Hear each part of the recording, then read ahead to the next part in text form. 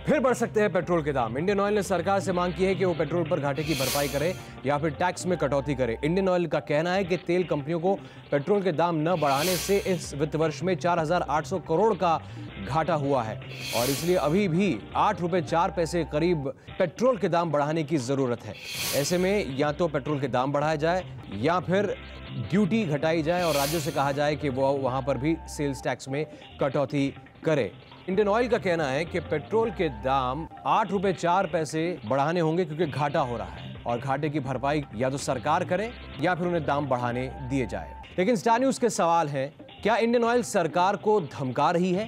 Indian oil को दाम बढ़ाने से कौन रोक रहा है? क्योंकि पेट्रोल पर सरकारी नियंत्रण नहीं है। दिल्ली नगर निगम चुनावों में मिली जीत के बाद बीजेपी खुशी से फूली नहीं समा रही है।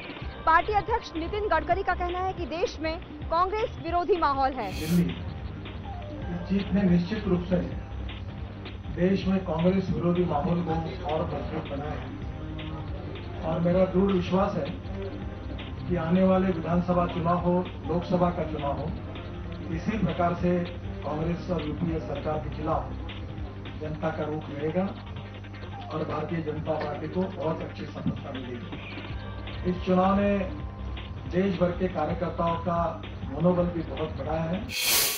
अपनी सालाना क्रेडिट पॉलिसी की घोषणा करते हुए रिजर्व बैंक ऑफ इंडिया ने ब्याज दरों में ½ तक कटौती कर दी है।